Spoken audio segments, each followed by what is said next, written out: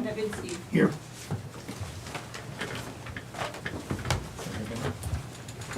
Pledge of allegiance. Pledge of allegiance To the flag of the United States of America and to the republic for which it stands, one nation, under God, indivisible, with liberty and justice for all. All right, I'll seek approval of the agenda. I'll make the motion to approve. I'll second it. Motion by Gorman, second by Kelly Zebro. Any corrections, additions? Hearing none, all in favor say aye. Aye. Opposed? Motion carries. Seek approval of the minutes from the regular board meeting on April 16th. I would so move. I'll second. Motion by Maple, second by Hanson. Any corrections? All in favor say aye. Aye. Opposed? Motion carries. I will abstain, wasn't there? Yes. Yeah, that's Stephanie. Yes. Thank you. Item 5B, special board meeting, reorg meeting, April 22nd. Is there a motion? I'll make the motion. Motion by Gorman, second by Kelly Zebro. Any questions? All in favor say aye. There's a correction. Oh, there is. Yeah, Peter's Sorry. name is spelled wrong 3 times. I didn't catch that. And What? differently 3 times. Is that because he was on the phone? Yeah, That could be. Peter Hazen. Why? All right, with that editorial correction. Thank you. All in favor say aye. Aye. Opposed, motion carries.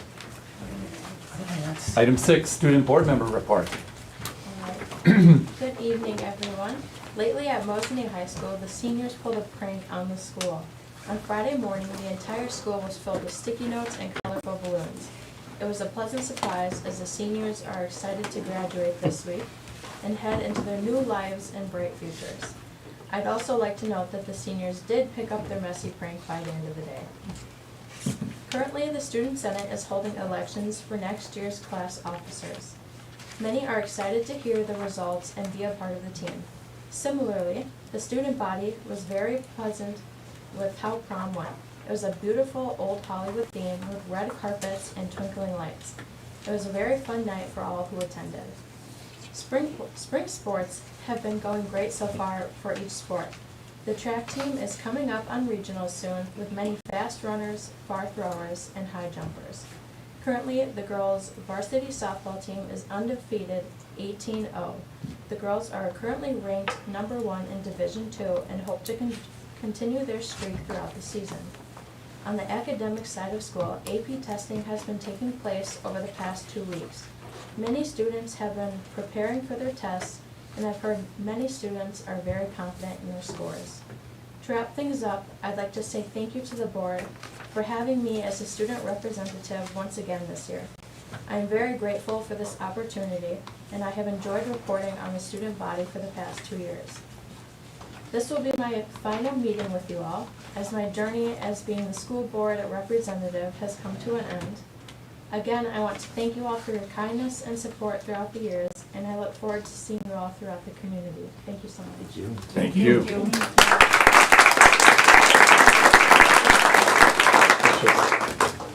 Friday night. Yeah. Thank you. Thank you. You are excused. Item 7, special presentation. Item A, discussion and possible decision, the Schwartz family donation. We had a wonderful donation from the Nicole Schwartz family in regards to supporting music programs and other programs. I'm not sure if anyone is here from the Schwartz family to be recognized, but we certainly wanted to publicly announce our appreciation for their donation and to formally ask for acceptance of that donation this evening. I will make that motion to approve. I'll second. We have a motion by Gorman, a second by Novinsky to accept the $7,500 donation to the 4 clubs and groups from the Schwartz family, and directed a letter of thank you be sent to them by the district. Any questions? All in favor say aye. Aye. Opposed? Motion carries. Do I need to go run out and get her? Well, I think it might be too late. Here she goes. Do we have something for I her? can go this way, can't I? We actually handed out a certificate We already last did? month. We Okay. did. And That's so right, we the did. applause certainly recognizing Okay, her. we for- did. and Okay. acknowledging her Thank you for reminding me. last Yeah. report, I so good just- call. We forgot to take that off last week. That's my fault. Okay. Thank you for. Yeah. I need some fresh air. I could have gone over. You might not come back. Yeah. All right, item 7C, community survey report. Okay, so over the past 4 or 5 weeks, we've had a community survey that's gone out to the public, and we are happy to say that we have an executive summary for you this evening. It's really an opportunity just to listen to Mr. Severs. He'll be walking us through. He will be joining us here virtually very quickly, and so we'll be working together to make sure we have contact with Mr. Severs at this time. So we have our Google Meet here set up, and looking at our phone message here. Do you wanna call him? He says it's still spinning. Okay, yeah, why don't you give him a call, and we will talk with him while we're setting that up, yes.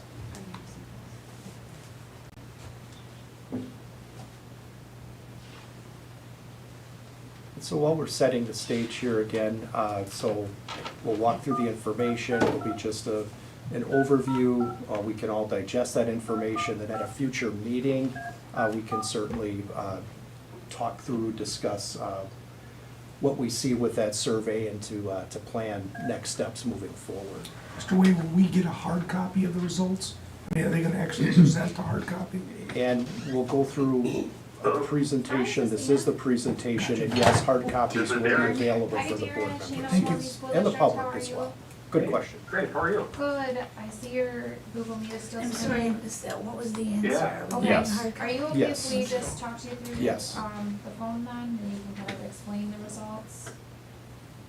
Sure. Or would you want me to try and send you a video link? Or do you want to try that so they can see it? Or I guess it's really up to you. Yes, it would be good to see that, for sure. And so Rob Darren. is pulling it up. Yeah, so Darren, I am pulling up the survey, the final board report, so that the board can see it at this time as well. And then we can just work Okay. together to This is the go executive through summary only, this right? executive summary only. Just to verify, Mr. Severs, this is the executive summary, correct?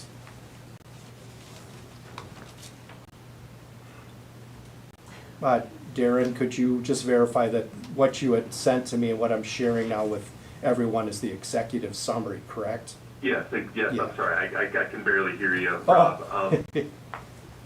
Yes, the report I sent is just a summary, executive summary of a projection of support for each of the questions that we asked in the community survey. It doesn't get into any specific comments or anything like that. This is just a projection of voter support at the vote we're held today. Thank you. I also just want, for the board's information and knowledge, none of the board members have seen any of this information. None of us. And we had our agenda setting last week. We did not see this agenda item. I'm sorry, we have not seen any content of this, just so the board understands that, okay? Hey, drum roll, please. You're free to go, Darren. Okay, so we're just gonna do this over the phone. I'll just say next slide. Is that how you're gonna do it, Rob? Or are we gonna go, I'll just describe what slide we're looking at? Yep, that sounds great. Okay. All right, so right now I'm looking at the title page. This is your community survey report as of May 21st, 2024. I just updated it this morning, so this is as up to date as it can be. There may still be surveys that come in. Some folks, maybe it got delayed in the mail or they forgot about it, mailed it. We'll enter every survey we receive, even going forward, but I don't think the data will change much. So next page is the table of contents for the presentation. I'm going to give you a brief background information about the company.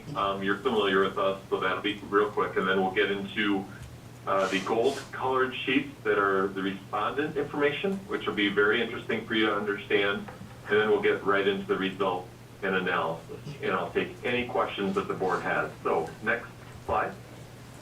This slide just tells you about our company, that we've been doing this since 2002. Our mission is to help educational leaders gather, organize, and use data to make strategic decisions. We've done over 10,000 staff, parent, student, and community surveys in all 50 states.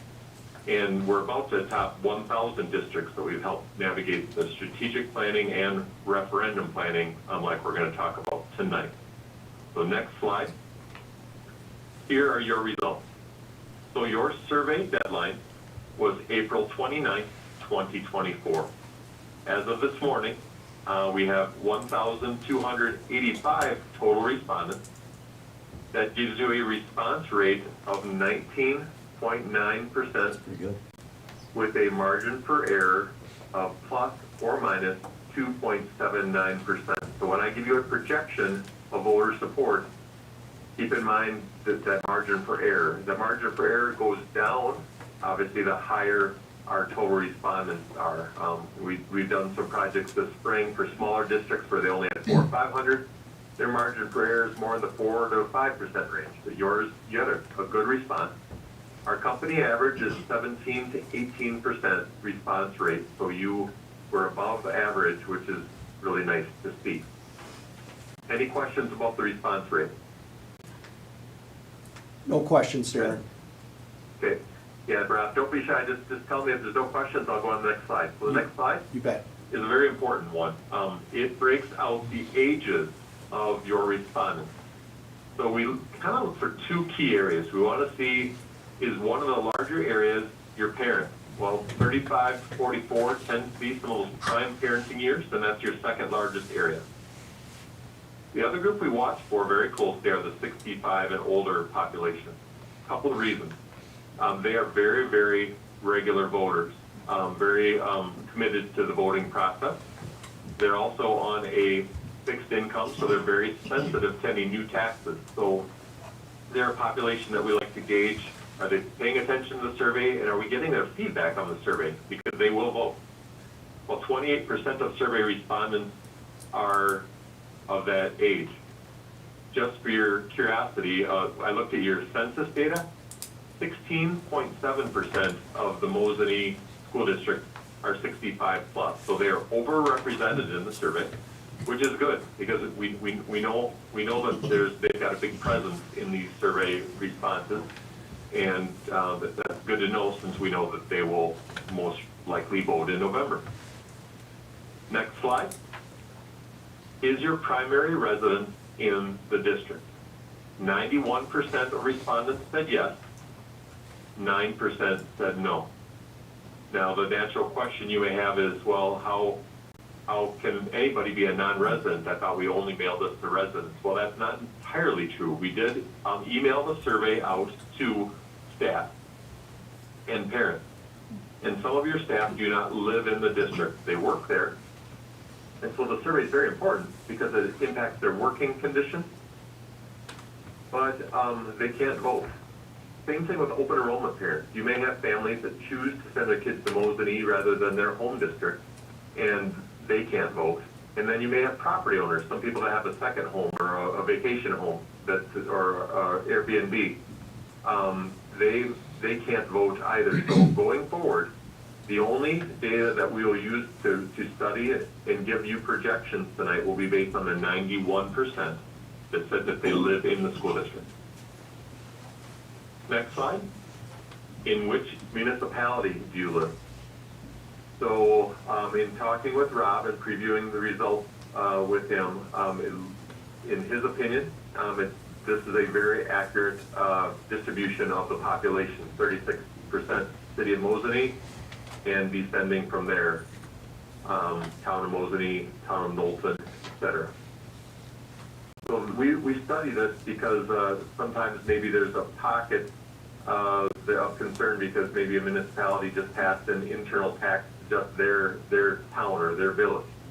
We're not aware of anything of that nature that would make things extra challenging, but we have that data for you in case that is the case. Now the next slide, I'm going to need to walk you through this very deliberately. So as we look at respondent information, this will be very important for you to understand as we look at projections in a couple of slides. So first of all, the pie chart on the left. Are you an employee of the district? 14% of those 1,285 were employees. Now, when we get to projection of support, we will have to do some weighting and correcting of this because less than 1% of voters in Mosinee are employees.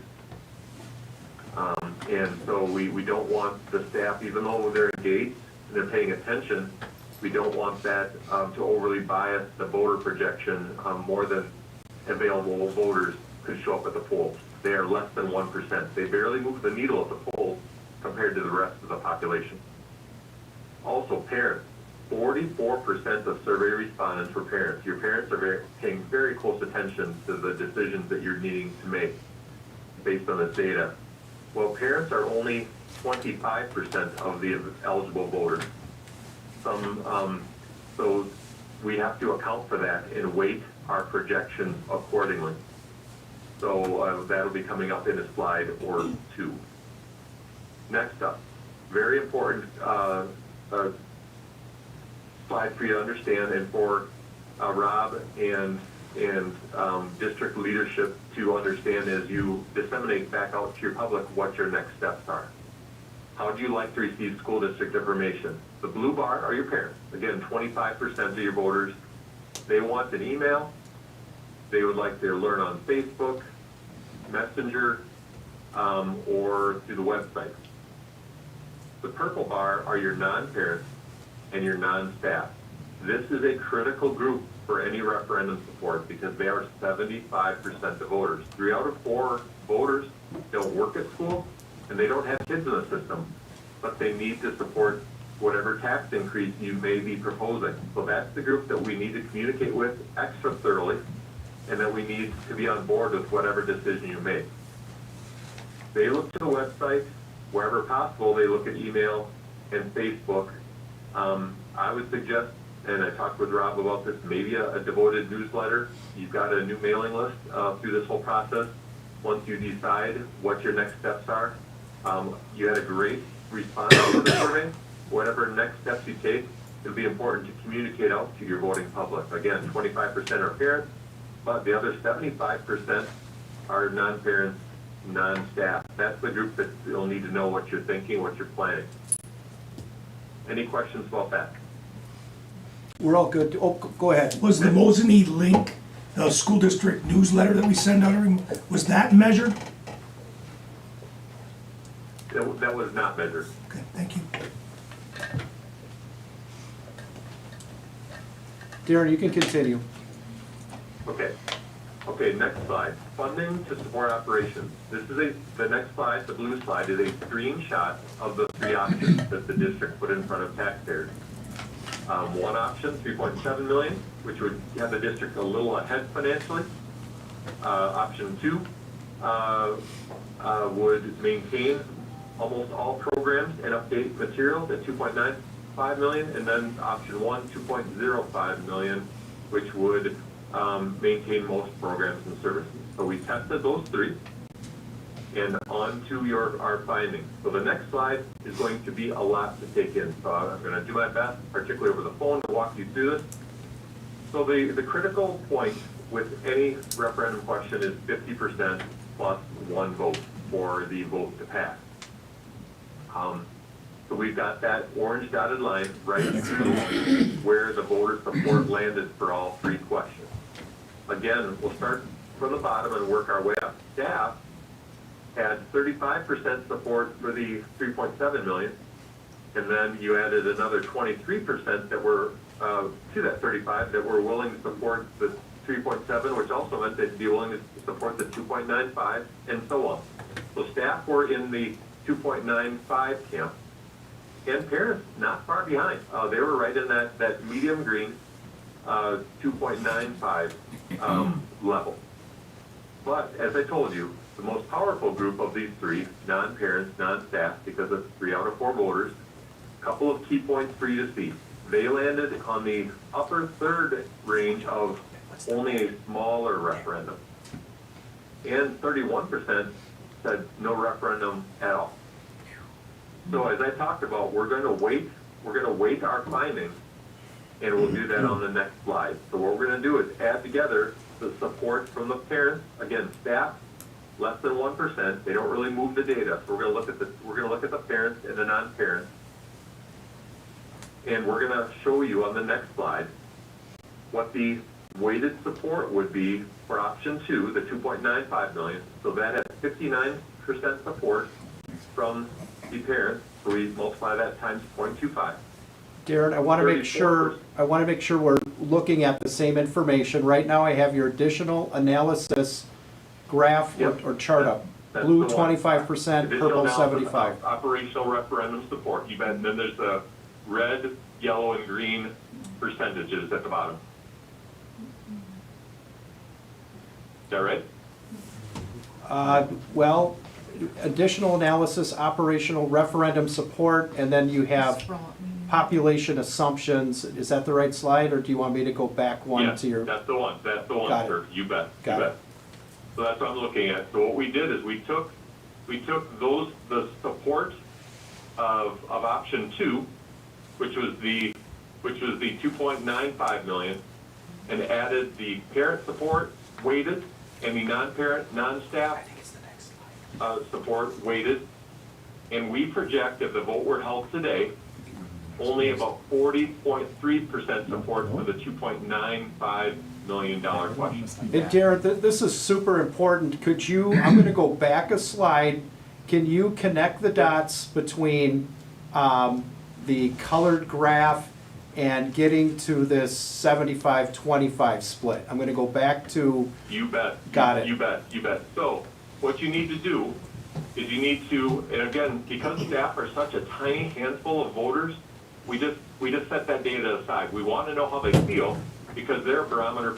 The most important reason to ask the staff is if they're not on board with what you're planning, then nobody's going to be on board because this affects their salaries, their working conditions, all those things. So, okay, Rob. So to come up with the support for option 2, we add together on the parent line the 32% support for option 3 with the 27% for option 2.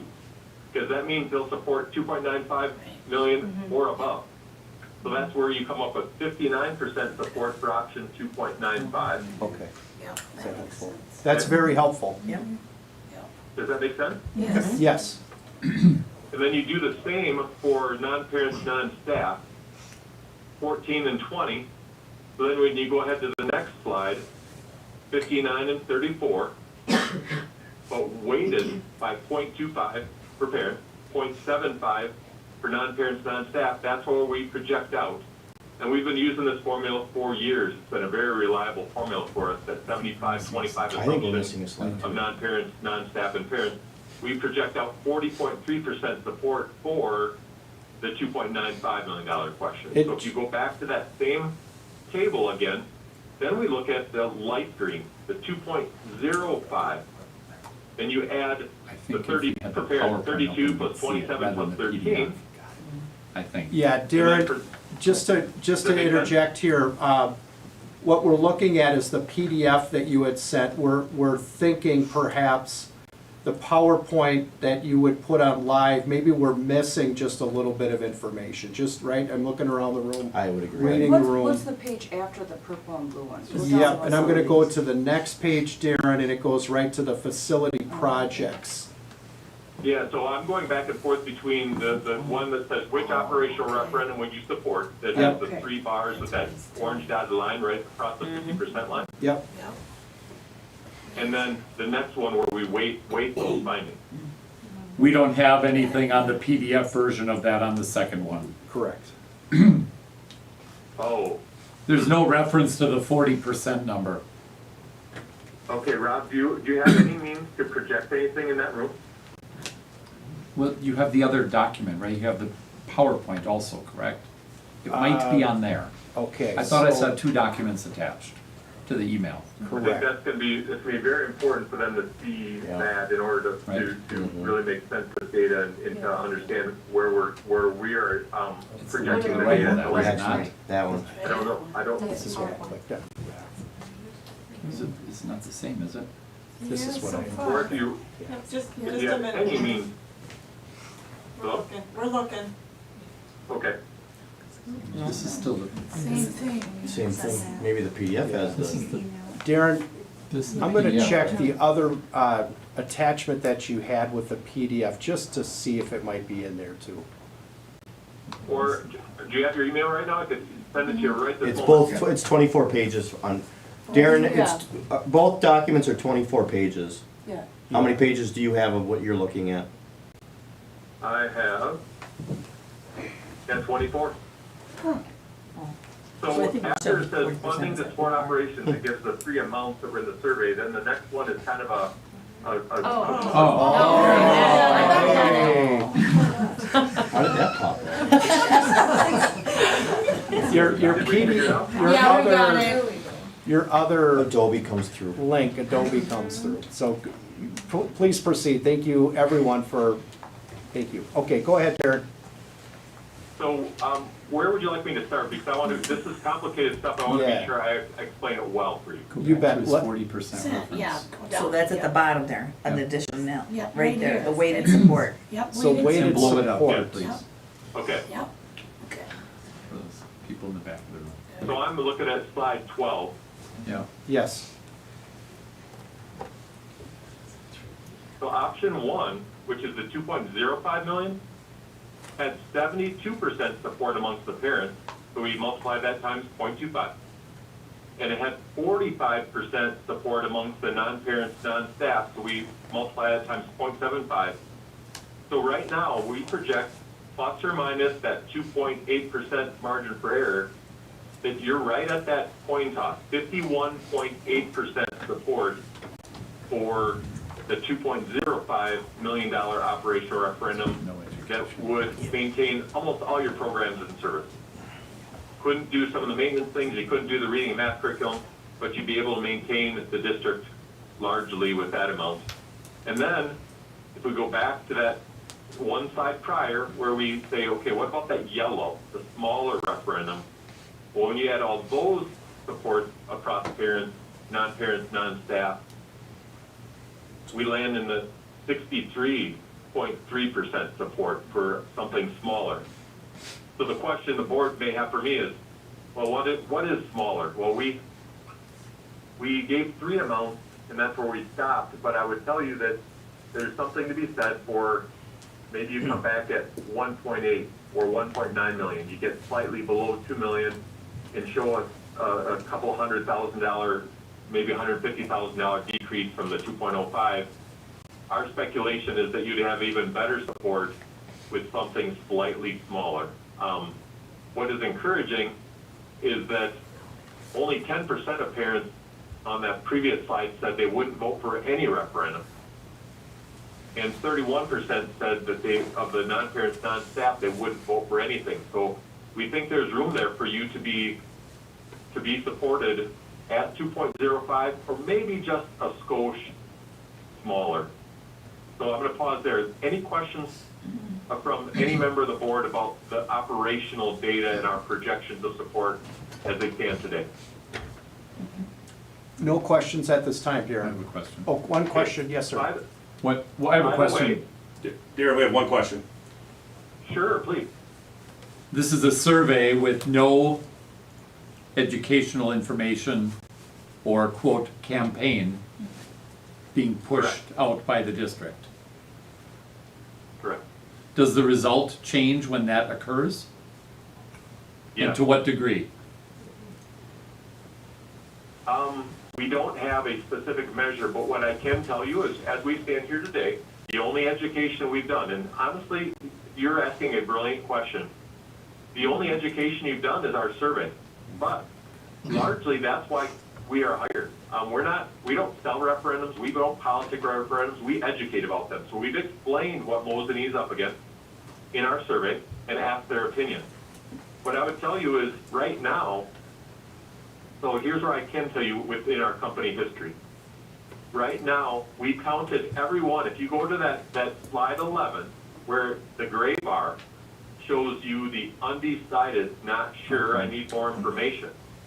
That is the group that can be persuaded. There was a day prior to COVID where we could almost book for you with an information campaign that you could swing at least 1/3 of those undecided to the side of yes. Post-COVID, there was a lot of anger, a lot of frustration with the schools for shutting down, and those statistics have not held up. So we used to be able to give you that answer, sir. With an information campaign, we felt confident that you could move at least 1/3 of those yes, those undecided to the side of yes. It's been harder to predict these last couple of years post-COVID, but they can be gotten, and sometimes it's 5%, sometimes it's 10%, but right now, we're counting 0% of those undecided as yeses. So an information campaign can only help you. But I would just caution you, one thing that we've seen, and I don't know if this would happen in Mosinee, but there were a couple of projects from the fall where once this data was shared, the no people mobilized and got an information campaign going out saying, vote no. And that's something we can't predict. I don't know if that's anything this board and the community leadership from the pulse that the board leadership has on their community, if any no group would mobilize, but we did have 2 projects that showed low to mid 50% support, and then the no campaign people took their show on the road and they harpooned the project. But sharing survey results like this is one way of letting people know that you've heard them, you're listening to them, and then leading up to vote, the more you can do to promote what you're asking for and why one more time, very, very helpful in getting those undecided to the side of yes. Thank you. Any other questions at this time? All right, Gary, you can keep going. So let's talk facilities. And you've already crossed the most challenging hurdle. A lot of folks don't understand why an operational referendum is even needed. They don't understand why would you need more money to run the place. What they do understand is facilities, because they own homes. Sometimes your roof goes when you don't have any money in your savings account. You need to maybe do a home equity line of credit or something like that. So they understand facility projects because it relates to home ownership and those big ticket things like windows and siding, and et cetera.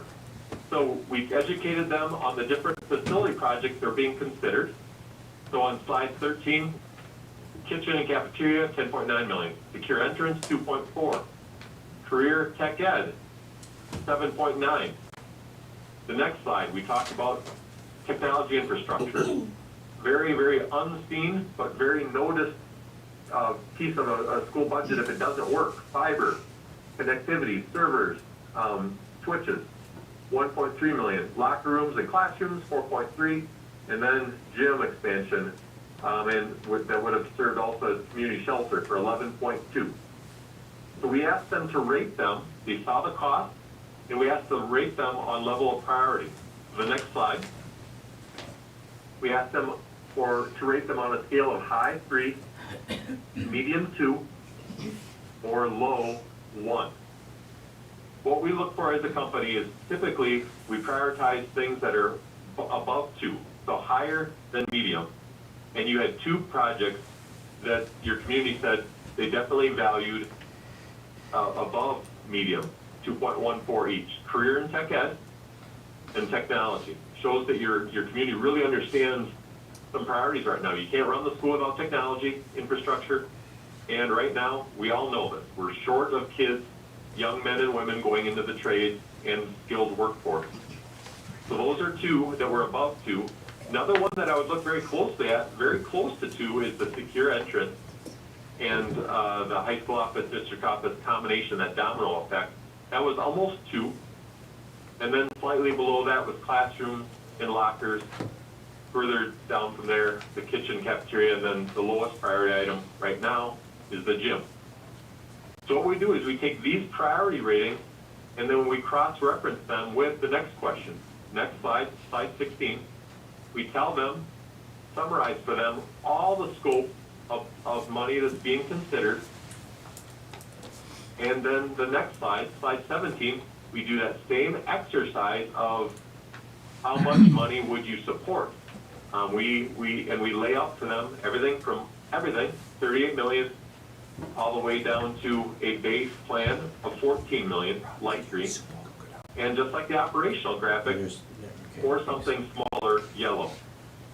Well, different than the operational, that magic dotted line that we value, 50% plus one vote, all of them landed in the green. So parents, non-parents, non-staff at the top landed in the 14 million range, kind of right in the middle, slightly below the halfway point of the 14 million range.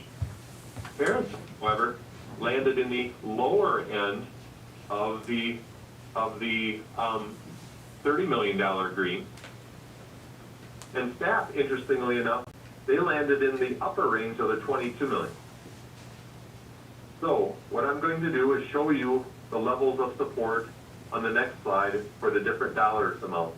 We know we didn't have support for 38 whatsoever. So we're going to break out for you the support for the three increments that remain.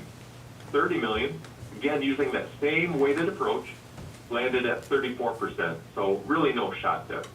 You didn't have enough support from the non-parents, non-staff. But when you take the strong support from parents, combined with the support for 14 million by the non-parents, non-staff weighted together, we landed at 22 million, having 49.3% support.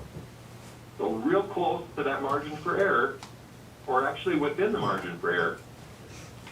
And then when we went down to the base 14 million, the minimum ask, you're at 60% support, so outside the margin for error. So I'm going to pause there and see if there's any questions. No questions, Darren. Okay. So then what we do, here's the next slide is where we cross compare our data. So we took the priorities and ranked them on slide 19. Number 1, tech ed. Number 2, tech infrastructure. Number 3, the secure entrance. And we total that up, knowing that we've got $14 million of capital support for sure.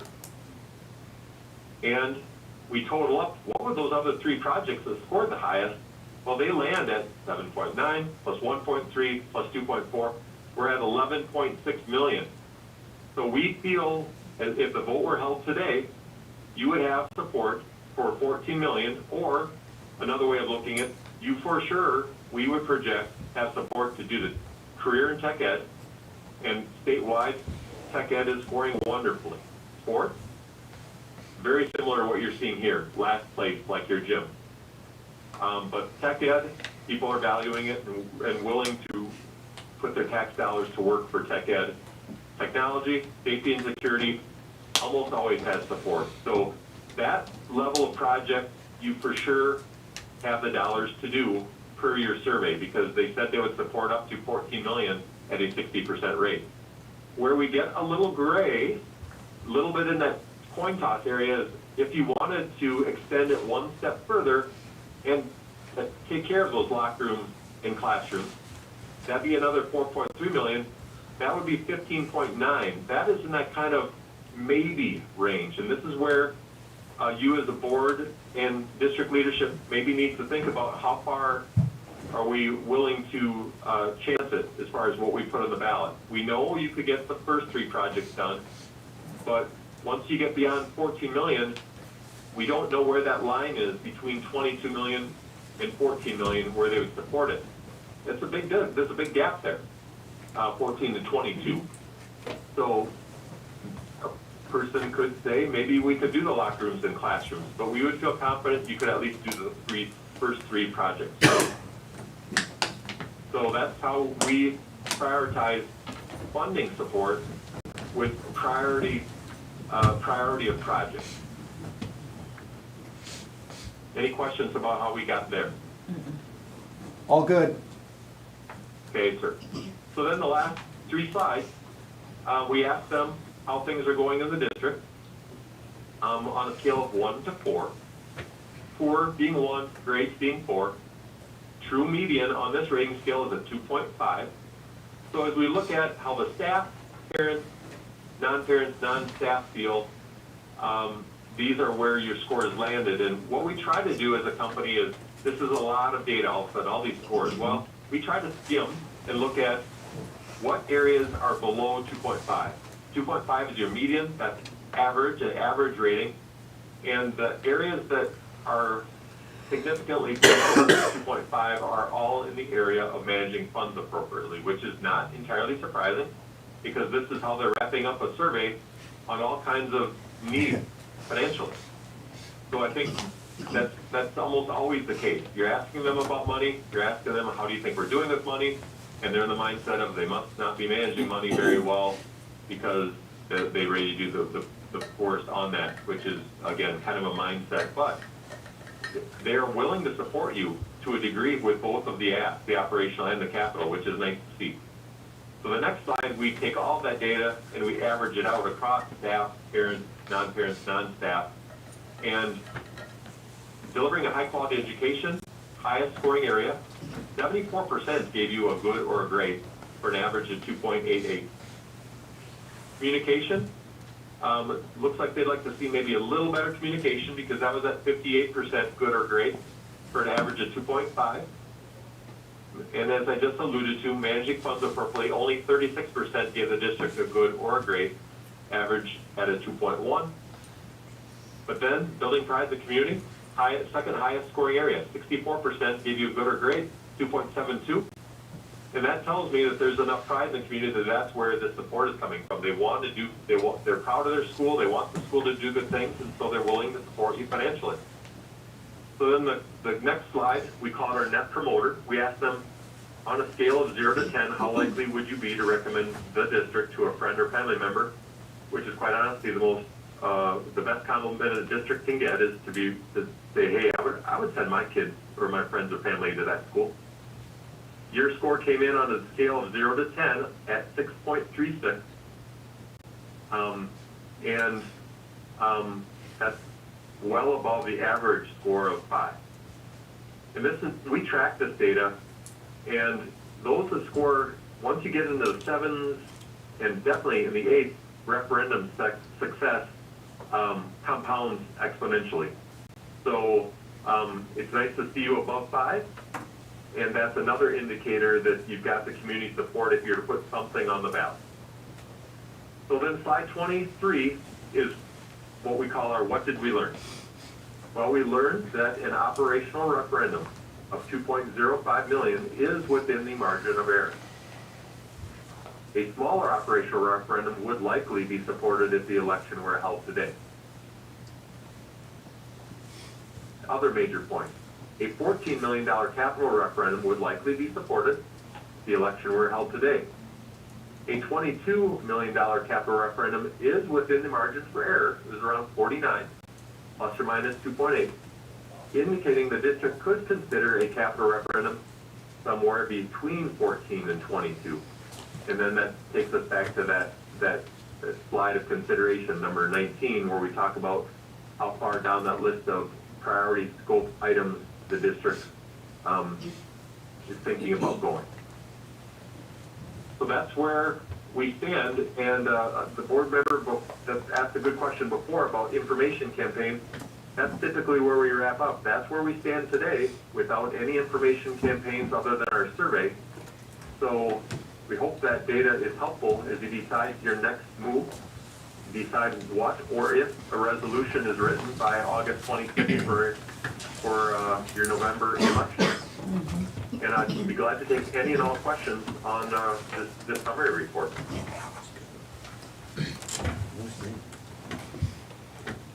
Questions?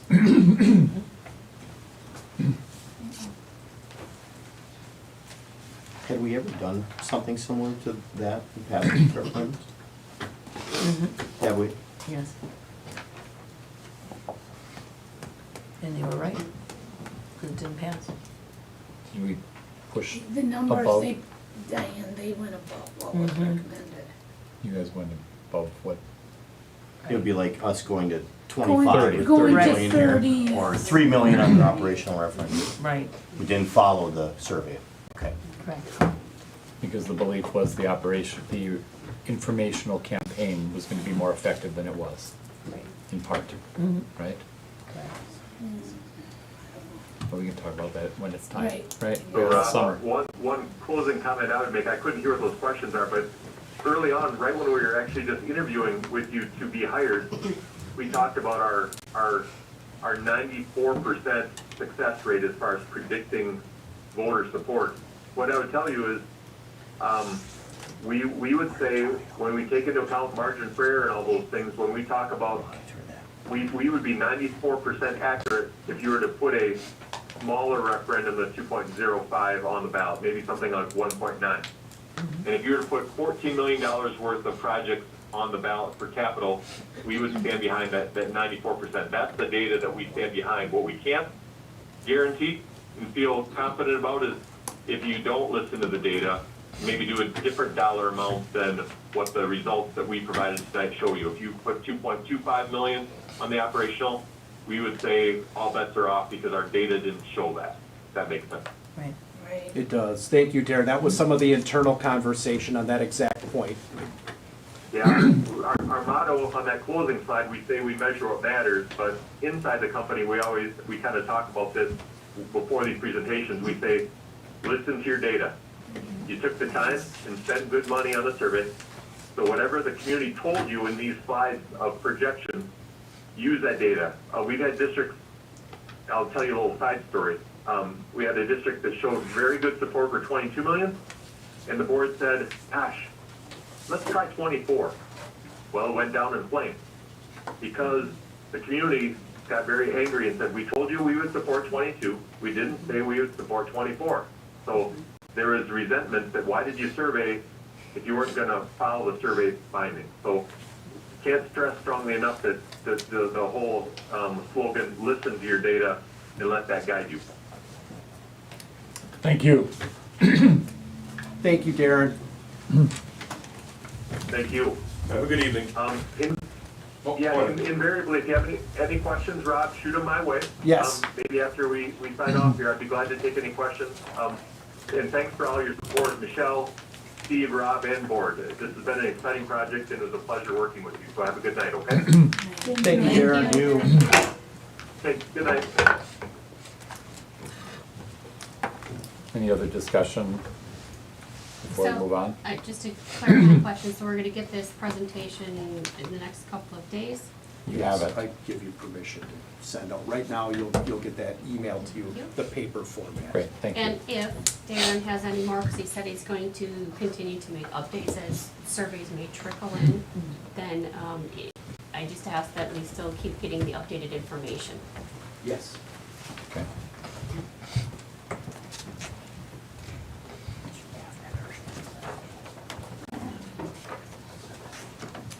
Item 8 is a public forum. The public forum provides the public with the opportunity to ask questions about or address issues included on the agenda. I understand we have at least one member of the community who would like to address the board.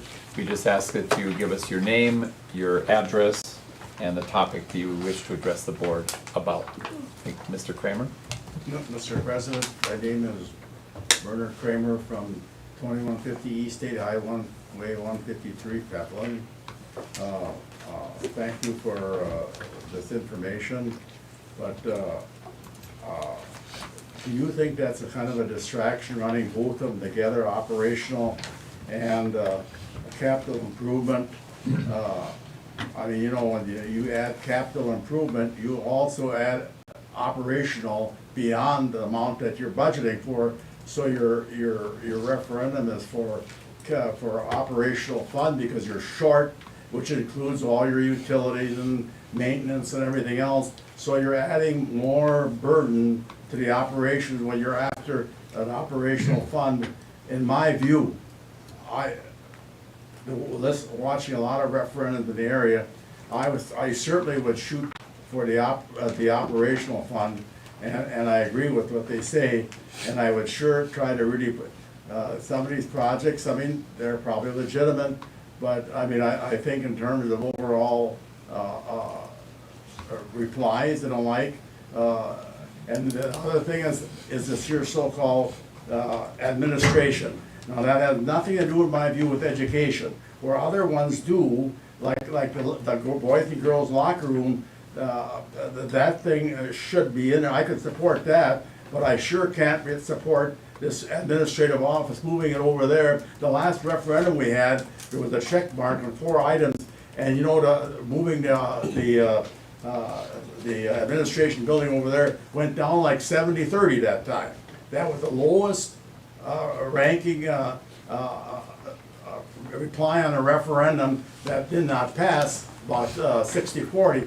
But so I mean, you know, Mr. Birchbauer, he was so smart that he was the first administrator that came over here and moved it out of the middle school in here after a failed referendum. And it's been here for about 50 years now. And you know, I don't even cut much slack for administration. I mean, you know, it don't make much. And Mr. Birchbauer so stated, he said, I don't belong with the students. He said, I belong out here where I'm isolated and people can get at me and I'm not disturbed by a student body. And to this day, I think he was on the right path.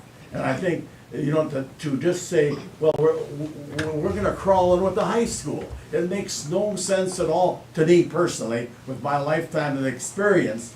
And you know, it seems as though that this Boulevard School has got a sort of a, well, I'll tell you, can I tell you a quick story? The last superintendent that came up here, Munoz, it was September, and I met him in the hallway up there. I wanted to get some information from the secretary that time, and I didn't want to talk to no superintendent, but he come out of his office, and he was bound and determined to talk to me. And he said, what's your name? And then I told him, I said, but I don't want to talk about no school stuff. And he said, well, I'm the new superintendent, and he said, you know, he said, I'm gonna make some changes. He said, you know, I'm not gonna put any more money in this here building. He said, it's old, and we're gonna build a new building over by the high school, and all this land is gonna be for sale. He said, you wanna buy some land? I said, no, I don't wanna buy no land. I said, but I said, you know, I said, you might be an ambitious guy. I said, but I have no respect for you moving the administration building over there.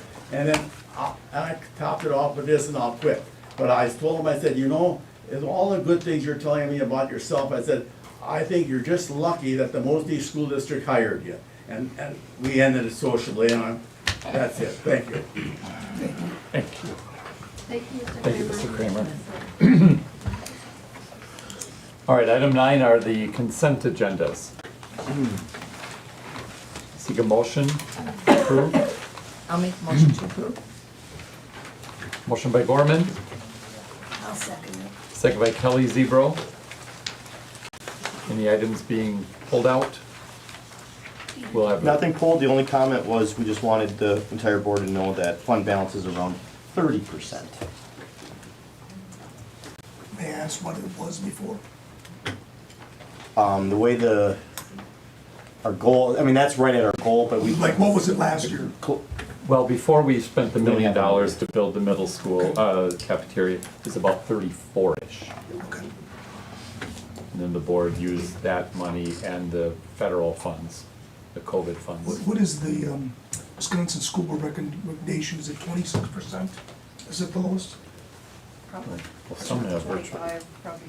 Some have 0 because they borrow for their operations, so. And Kevin, we made it in policy to keep it. The target was 30. Yeah, or target 30. Target was 30, minimum I think was 25. It's in policy Right, somewhere. Yes. So- Oh, it's in policy, we won't go under 25. Yeah. So we have a motion and a second. Any other items? All in favor say aye. Aye. Opposed? Motion carries. Thank you. Item 10, discussion and possible decision, the May 2024 monthly voucher list. I'll make the motion to approve as presented. We have a motion by Hanson. Did someone second? Kelly Zebro. Second. Any questions? Roll call, please. I need to abstain from one check, number 152822, otherwise I approve everything else.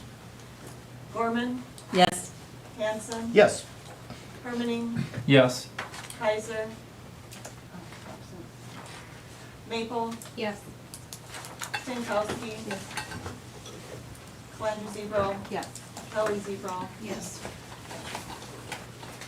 Thank you. Item 11, discussion and possible decision acceptance of the monthly treasurer's report for May. Make the motion to approve. I'll second. Motion by Kelly Zebro, second by Hanson. Any questions? Roll call, please. Olmsted. Yes.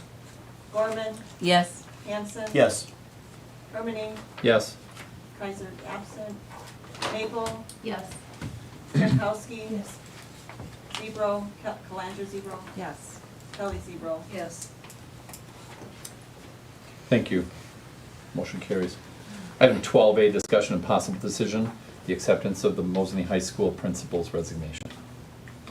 Yeah, at this time, just a couple of words there. Our high school principal, Mr. Halverson, want to publicly acknowledge and thank him for his dedication to the district and sharing his expertise with us the past couple of years. There is a letter of resignation in there, so wanted to publicly acknowledge his great work and also just to acknowledge and thank him for his service here to the Mosinee district. I'll make Is the there a motion motion? to approve. Motion by Kelly Zebro, I'll second. second by Maple. Questions? All in favor say aye. Aye. Opposed? Motion carries. Item 12B, discussion and possible decision approval of the first reading on policy 8510 on wellness. Is there a motion? I was gonna say, is there, yeah. I'll make the motion. We have a motion by Kelly Zebro, I'll second. second by Calandra Zebro. Any questions, anything particular I was of gonna say, is note? there any discussion on So at the beginning of the year, meeting with Ms. Oper, our Neola rep, it was our goal to have this read and then looked at a second time so we can, starting next year, move forward with some of the policy considerations. So it was a recommendation of Neola to have this policy, and we already have a wellness committee, and so it's not like we're starting from scratch, but having in policy some of the work that we want to move forward with nutrition, with health, with FIED, and having that in policy. So good question, thank you. And it will come back next month for second readings? Yes, and approve, second reading and approval next month. All right, and when do we anticipate, I'm in the very last page, when do we anticipate the annual report from the Wellness Committee will be submitted to the superintendent and the board? So once that policy is in there, I recommend that we sit down and on the board agenda, setting calendar for the Okay, year to yeah. have that plugged in. Okay. I would, without seeing that, I don't know which month, but yes, we will put it into practice in the board agenda setting. Okay, excellent. One quick question. Please. Like, have we cross-referenced this with other policies, like students at all school buildings are permitted to have bottled water? This doesn't interfere with any other policies, does it? Because I would just want to make sure, I haven't checked those policies. I mean, I think we need to make sure we You cross-reference don't want this. to conflict, because then. It's a great question. Because it might be in Yes. handbooks. I mean, Yep. Yes. we need to, and I didn't really look It's a exclusively, but I think we I should didn't look at spend time on that. It's a great question to make sure that Neola, that with their great work that they do with us, they do cross-reference, but to Okay. ensure that, yes, that we have everything lock, stock, and barrel with all our other policies. You already made a motion. Yes. Who is the second? Calandra Zebro. Any other questions? All in favor say aye. Aye. Opposed? Motion carries, thank you. Item 12C, discussion and possible decision, third grade, 7th section teacher FTE request 2. All right, If you feel free, Tom, while I'm setting the stage here to bring up the driving document for that. I have members of our wonderful third grade team here and our wonderful elementary leadership team here to support students and to recognize the important work that we do together, and we're here to support kids, and so thank you all for being here. So with this, I do have Ms. Schmidt. Would you like me to set the stage, or you want to jump right in? Either way. Sure, I can. Yeah.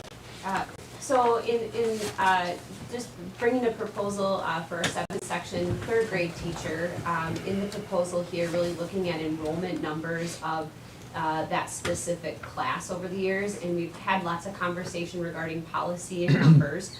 And I guess, could you scroll down just a little bit? So you can see just kind of the ranges, the suggested ranges for class sizes are listed there. So kindergarten, a little bit less, lower class sizes recommended, that 15 to 20 range, where for our grades 1 through 3, our suggested range is within that 20 to 24. 4th grade through 12th does go up.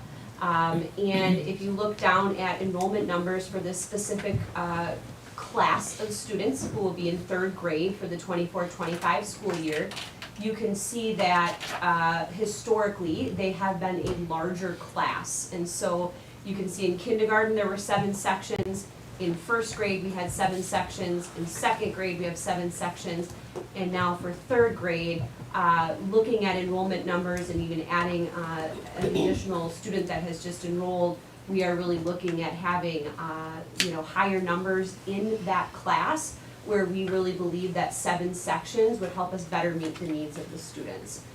So you can kind of see those numbers there. We took some time to reflect on overall student needs. So if you scroll down a little bit, kind of goes into the why we feel this is an extremely important position to add, and really differentiating that instruction with a group of 26 students versus that like 21 to 22 range.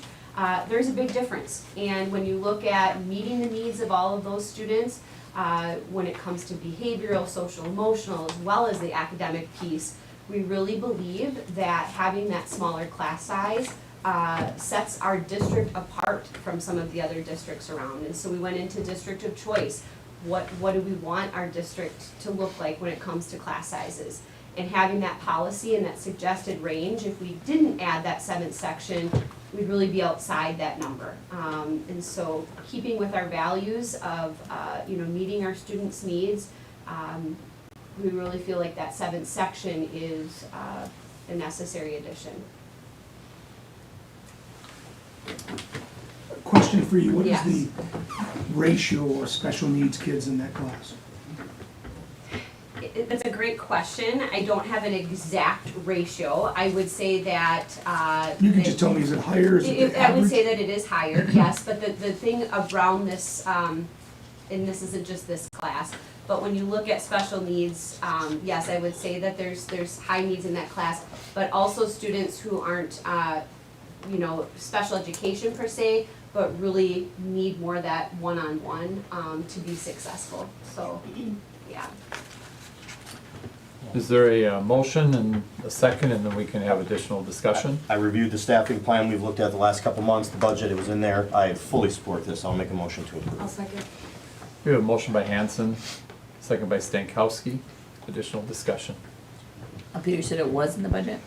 It was all what was presented to us, both within the staffing plan and what we've seen for the budget numbers. Okay, but I think this Of is what in we've addition reviewed. to. No, well, This is an additional staff person. all I'm saying is we've seen this before and we were Well, right, aware. right. That's how I'm looking at Right, it. but yeah. when we were at our planning, we asked that same question. This is an additional position. So it's gonna be, Right, so That's not how it's been presented to us. It's a transfer from the current 7th class Right. of 2nd grade Right. to. so that's what we thought it might be. correct. It's But- shown up as a retain within the tables we've been seeing. So is there So a- I look at that as it's already right. been, not in addition, is how I look at it. Right. But I think at the The agenda plan- setting, there was a discussion about whether or not we would have 7 sections then for 2nd grade for next school year, which means that we would have that spot because of the larger class size going from 2nd. What to we've 3rd seen in the grade. staffing plan, the 7th section, I knew it was coming. Tornado, Tornado warning. Warning. has the warning been issued now? Downstairs. We're in a basement. We had been in a watch. Yeah, I got the same thing. I guess maybe, Michelle, that would be a question. So we had that as. Looking at, I guess, it is an additional position, and looking at the budget, the staffing plan, this is something that was discussed, but as we looked at it, we, feel that this has risen to the top as a need. And so it would be an additional staff member, yes. So We it's have an extra considered other extra options too, and I apologize, I didn't go through that next section, but we looked at, could we move like a K-1-2 teacher? Could we look at multi-age?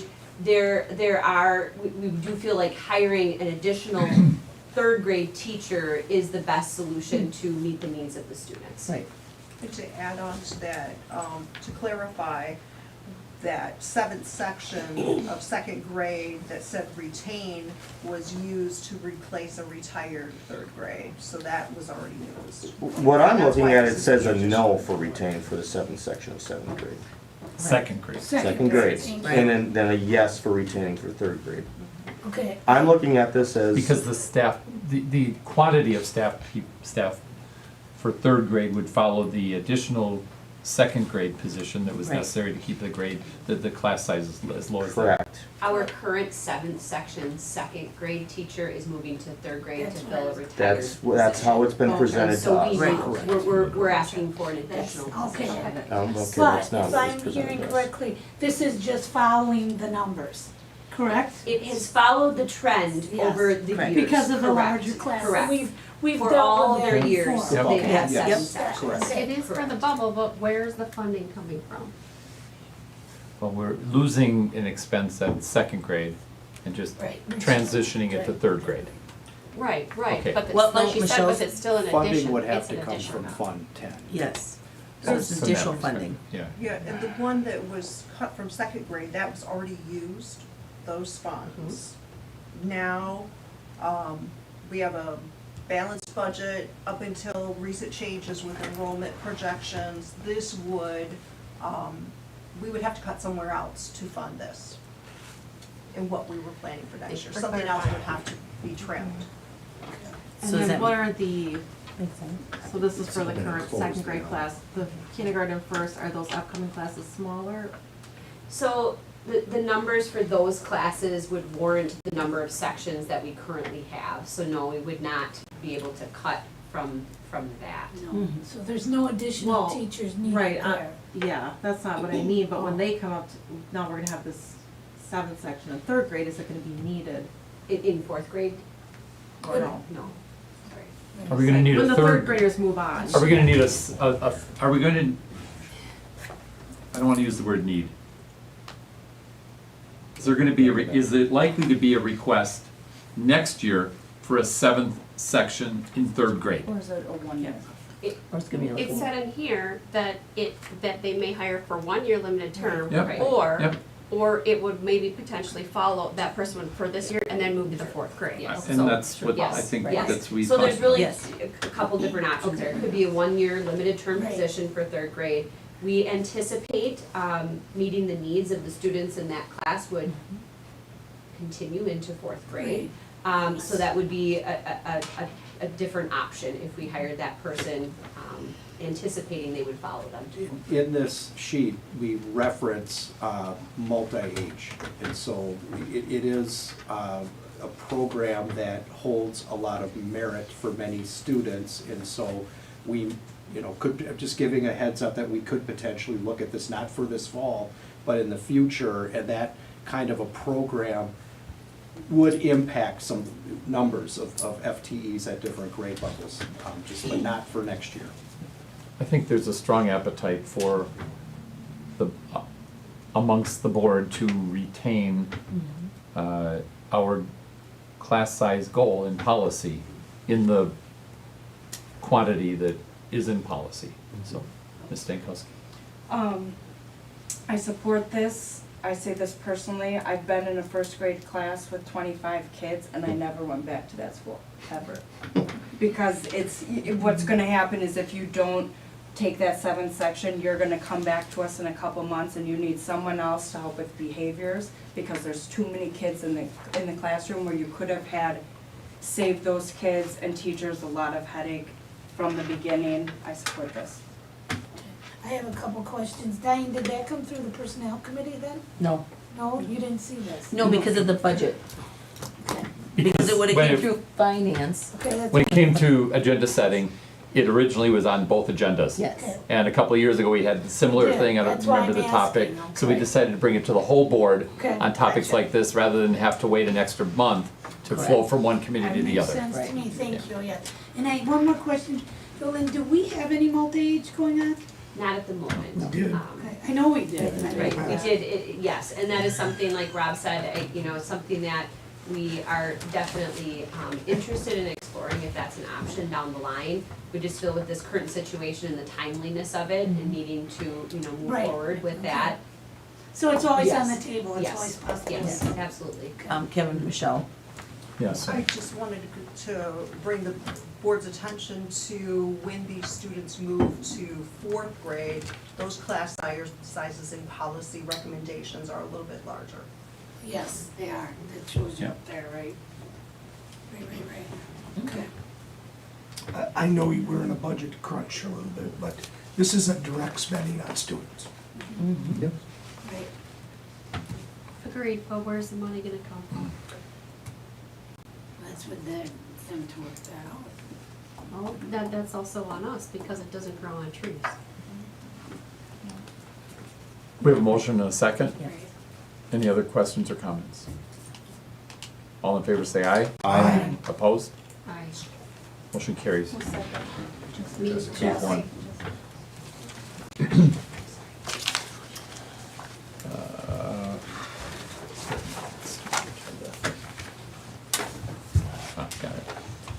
Item 12D, decision, approval of the pupil non-discrimination self-evaluation report. Sure. So districts across the great state of Wisconsin every several years have to go through a federal report. It's a lengthy process, lots of work went involved. Lots of folks worked on this, and thank you, Dr. Sample, our interim special ed pupil service director. That's typically the person in a district that has the distinct honor of leading the charge. So John, thank you very much for being here. But know that this is something that does need board approval this month, and so we respectfully ask that you approve our self-evaluation report that we spent a lot of time and effort developing. Is there a motion? I'll make the motion to approve.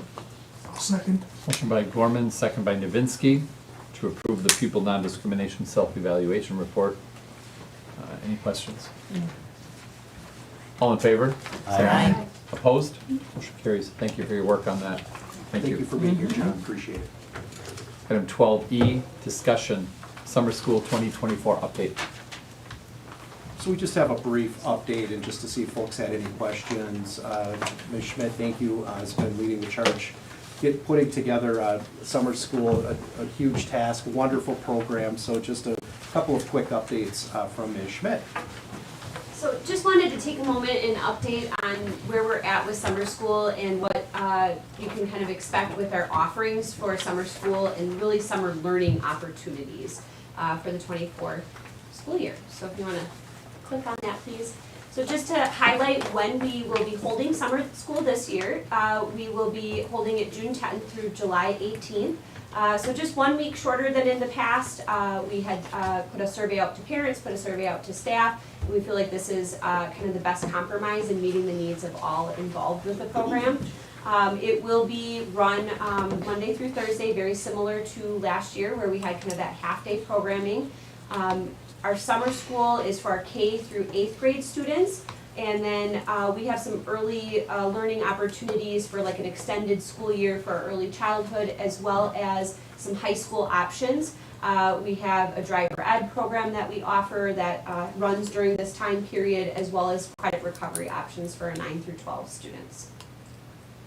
And just to highlight, we have a combination of both enrichment and academic opportunities. So you'll see offerings such as reading and math, kind of project-based classes. We have like reading with treats where they're making things, but they're reading. Kind of script to screen where there's some kind of the book and then movie comparisons.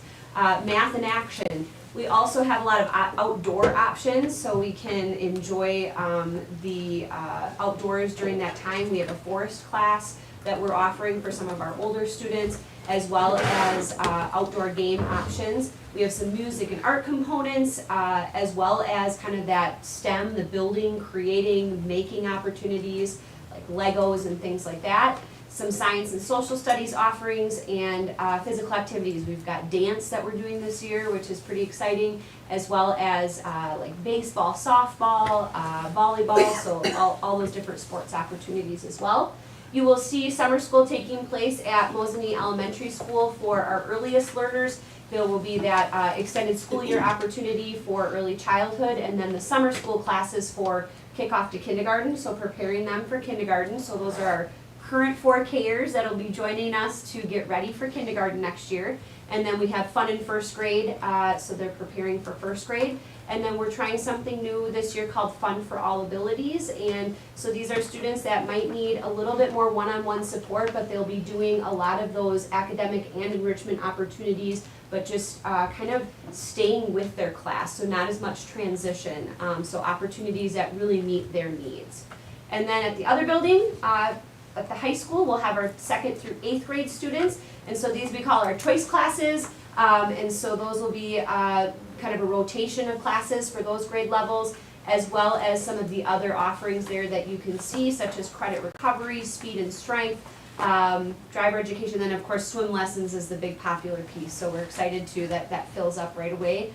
So from start to finish, there's swim happening there. We brought in some community partnerships. You can see a picture there of kind of some action learning. So we'll continue to do that throughout the program as well. And I think that kind of sums it up. We're really excited to have that kind of balanced approach. We really value learning, but also those enrichment opportunities. We want it to be fun and engaging, and we're excited to move forward with that. What has been the participation rate the last 3 years? Has it increased? Has it decreased? That's a great question. I don't have the numbers offhand. That is something that I could definitely get to you though. I feel like we had a good attendance rate, but I would, yes, welcome sharing that with you. I don't have that. I mean, because we are reimbursed from the state. It's a lot of districts make money on summer school. Yes. Big time money, because you don't pay that much, you don't pay benefits, and you can make a lot of money. I think it's like a third. Yes. So there's a set rate for it. Absolutely, and I feel like we've been comparable to what we have in the past, but I'm not 100% if we were up or down. It's a good way to provide a service to kids and make money. Yep. Because you don't even feed them, right? We Just a do. snack. We started this Oh, you did? last year. We felt pretty strongly that it was important to feed them lunch, and so we have that opportunity where they eat lunch during the time as well. And transportation is all on the parents except for. It is on the parents, yes. That's something that we've talked about and maybe something that we explore down the line, but that would definitely add another component. I think that would increase enrollment if we did have that transportation piece. Especially now that we have air conditioning in buses. Perfect. Yes. Any other questions? Yes, is the swim program in conjunction with the YMCA? Yes, Thank yes. you. Okay. To kind of piggyback off of Paul's question, are we making money off of summer school? That's a great question. I don't have the numbers in front of me, so I don't want to say yes or no or give any inaccurate information. But that is something we can further share at a later time. I do think that the finance committee did go through this, and we are making money, Yes. but it's not a lot of money, Sure. if that helps. So- We are coming out ahead, but not It's not a money maker. not tremendously Yeah. ahead, but we do come out ahead enough. We could put that on future agenda item Yeah. as a Yes. report. Yes. It's a good point. And we could certainly in our last year, Board Connect, which will come out at the end of the month, just kind of Take a give an look at where update, we're at with and things. then Absolutely. everybody will get that Yep. information at the same time. Good question. Any other questions? No. Thank you. Thank you.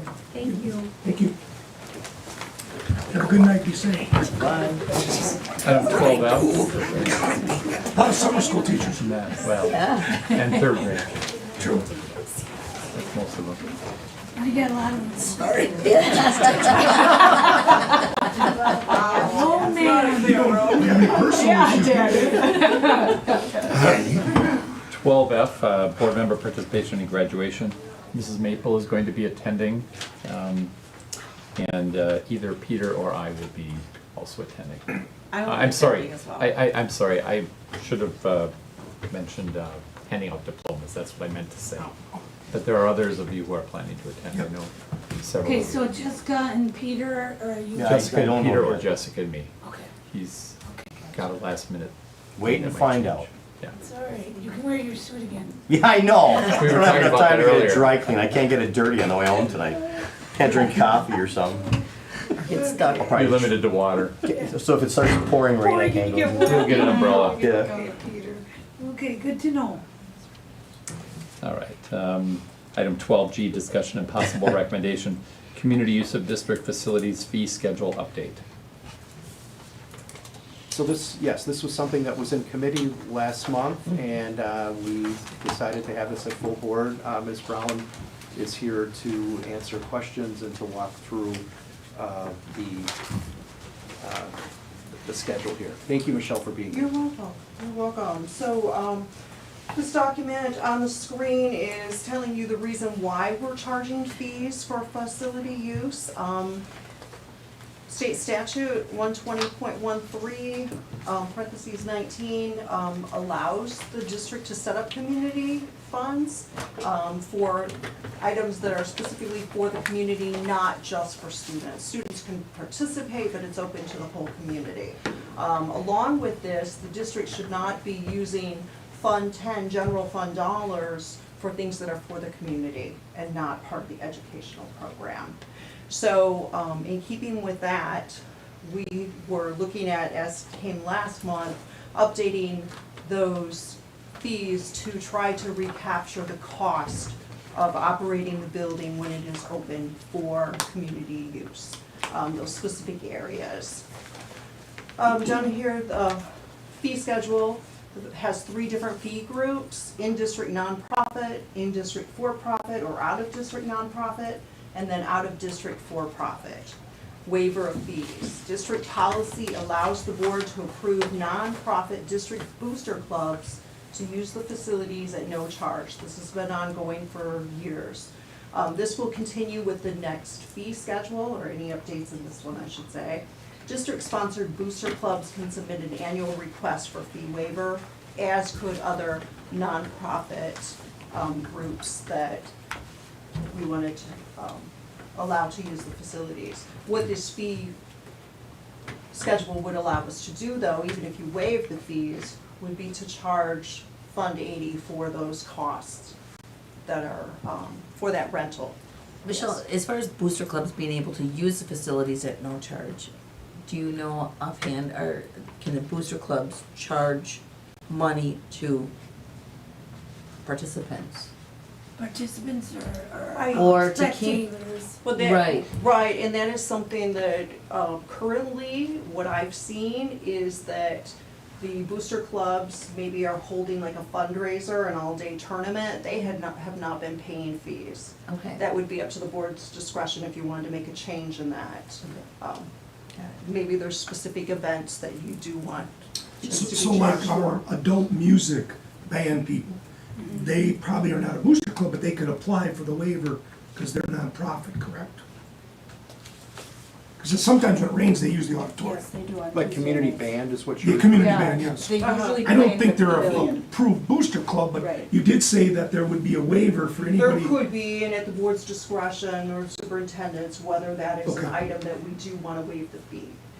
Are they charging admission? No. But I mean, Just using but that's Mhm, gonna yes. be in this, that somebody Okay. could do that, correct? That's correct. Okay. And one of the things also too was, and I don't think that's written here, but tightening up on what is a nonprofit activity that is happening or who is eligible in the past. A group could be a for-profit, but if it had a community member on it, they were, allowed to have the fees waived. We're looking at nonprofit, in-district groups. Do we ones. currently have an application? Is that part of this? Like if, I'll give you an example, Wisconsin Football Coach Association. We host the All-Star meeting here all the time. Okay. And we're nonprofit. Do you have that application to fill out? That'll be available in Okay. June. We do get a list of clubs, and the clubs Mhm. on the list were band, girls basketball, girls hockey, boys hockey, Mosinee athletic boosters, which I think is boys basketball, PTO, soccer, wrestling, volleyball.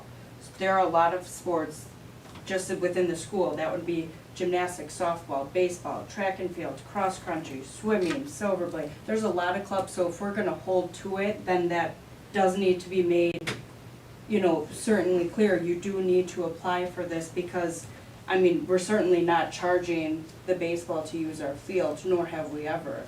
But if that's what we're gonna do going forward, that, like Paul's saying, I agree, you do need to make that loud and clear that you're gonna need to fill this out and Right, get approval. And that could be something too that is sent out when it's available, also sent out that form with the information that is sent. I know the board approves those booster clubs Right. every Yes. year on an annual basis. That is my concern, because some of the booster clubs switch officers, they miss the deadline, Yes. and we need an option to say, okay, fine. We Right. understand whatever happened, you still have the That's ability to waive the correct. fee. That is No, correct. Paul, we have had that and we've done that. But my question is, now is this waiver or what are something new that we've just implemented? No. That we're The asking board- them to sign? I think the waiver would be, the board policy has always said that those recognized booster Yes, clubs that we Ms. always Stankowski read off, those were, according to board policy, were allowed to use the facilities up to 8 times with no custodial fees, Okay. is what it said. But And they're they haven't gonna been go charged way fees. over, so Yes. that would have to change, Right. because, Well, I mean, that would you're do. done in 2 weeks, Yeah, the sport basketball is done. practice. Right, and that's. Right, and so you can't limit them to 8 times, you'd have to change that. My point is, there's quite a few people that are nonprofit Yes. that use our facilities, That haven't been. that provide a charged. service How for the community. many groups are currently using the facilities and we're charging them these rates? Or is it mostly just the booster clubs? I mean, I know there's would different say- events, but. Can I answer that? Because I live too. Oh, that would be great. Like, we just got done with Wausau Dance Academy, okay? Yeah. They park me in. Yeah, I mean, there's hundreds, and it's a great thing, but we charge them. okay. There is a fee. So if it's somebody Like that. that's not, making money, which they do, Yep, charge admission, we're charging them. Now, I would think that these numbers are taken based on what a custodial cost would be, Yes. maintenance, and that type of thing. Yes, Because they dance a lot. right, and that is They do what, for They, sure. they do 4 shows. that is what Mr. Kaiser and Ms. I was thinking of setting a Howell worked lemonade on. stand up. Yeah, you should, popcorn, I guess popcorn. that would be my question. Can't Did you meet with Christy, Steve, Trevor, and I'm assuming, the person who books it? Michelle. Right, and, because they're the people who I feel would have the best knowledge of, yeah, this makes sense, this doesn't make sense, Right, they put those rates together, they put initial rates together, comparison to other districts, what they're charging. I looked also at overtime on some of these, like on a weekend, oftentimes the custodian that is cleaning on the weekend is receiving overtime. So this schedule had a rate, if you scroll a little down, for, hourly, weekday, and then weekend. Weekend is usually time and a half. And if So I may that's why this interject, was up to- part, yes. part of this process is cleaning up to the board, maybe there's a once a year or whatever the board wants, similar to like we said, okay, overtime for police department, we won't have that issue in the future once we have more SROs. But my point is, there's different points of contact, and so I know that because I've had community, just, I guess, requests, even from outside the community. In June, for example, you may or may not know, there's been a tradition here of a bike group that comes through and uses the facilities, and again, as your interim, I didn't interrupt that, but just to bring it to your, I'm all We used all about host marching transportation. bands So it's, constantly. yes, so it's just really it's really getting open lines of communication, what are we gonna charge for, what are we not, and then giving discretion, how, the parameters to administration on how to go about those Well, a requests. prime example, if you're gonna have a birthday party in the Kresge lobby, which they do, there should be a fee with it. Yeah. There really should be, because you're going above and beyond, it's a personal use. Well, and we have, like you mentioned, the custodial fees, I mean, somebody has to pay for it. And, we need new locker rooms and all these things that we Right. can't pay for, and things need to be updated. So current policy, and it says it on here already, it's in bold, it's policy 7510. It's a policy that gives the superintendent or his or her designee the ability to decide whether the fees would be waived or not. So it's for policy 7510. Well, then we'd have to change that policy, right? Because it's saying up to 15 hours a year, right? Or no, am I reading the wrong thing? So they could still be waived. Okay, to waive, so the superintendent, yeah, because I would never want any of our school-sponsored activities to be charged for anything But ever. the school-sponsored school sports do not, but booster clubs is different, correct? No, Currently, the booster clubs have not. It would be, Okay. no, this would allow us The to board bill could. bill Fund 80 for those costs if the club is not paying it. Well, that is what the murky water we got into. Mm-hmm. That is what we And, don't, and you're gonna get into more and more. Yeah. You don't want to because- charge booster clubs? no. You don't want to charge booster clubs. I would have to see what they were Megan getting. doesn't want to charge booster clubs, is what I heard also. no. 'cause Calandra isn't is up in the air on that. Isn't Well, the booster I just club the think that- sport? That's what I was wondering. We're It's in like- Isn't the booster position club where- the sport? It represents the kids in the sport, or you're No. saying It's a it's club the sport. It's a Right. private We're looking at- organization right. that raises money, and that's where that there is a conflict in the community There is. about how some booster clubs feel that the district favors other booster clubs and that's where and we get sports murky. over their own booster club. You made an interesting point that I'm not sure I agreed with earlier, when you said, well, isn't that unified booster club boys basketball? Or whatever you exactly said, right? I'm not sure that everybody would agree with that. I only say that because I asked someone on the basketball I board. see. Is this, on I that- said you did not, Yeah, like your the ones they booster call club for boys basketball did not submit and girls did. And they said, we are the Mosinee Athletic, whatever, and I said, oh, I stand corrected. We should know who they are. By the name and the I title know, would be much it's like, well, better. you're kind of missing the, but I get it. No, Right, that's the an booster interesting point. clubs that are in our activity funds Yeah. have accounts with the school. Right, that's what I'm That's, saying. those aren't being, they don't have to Well, submit to the you're grant confusing accounts. the They're two not issues. being Yes, charged. There's right. a Yes. school-sponsored, Yes. like football has its Right. activity account. Yes. Right. That's sponsored by the school, Right. 7th to They're not 12th gonna grade. pay anything. Mosinee Youth Right. Football Right. is not affiliated with the school. Right. So Correct. the booster Separate program club is, sport. the booster club is the feeder program. Could be, but not Mosinee Youth necessarily. Girls Softball is the booster club That's for how I was Mosinee looking at it. Softball. I think The feeder. if I can interject, I In that think the case. question that really you need to answer is, do you want to charge youth groups, your youth athletic groups to use your facilities? Because I think that's what you're Okay. trying to figure out Yes. is, you're talking booster clubs, that's your youth basketball, Well, I'm looking your at, youth no, football. not youth basketball necessarily, but like these club sports.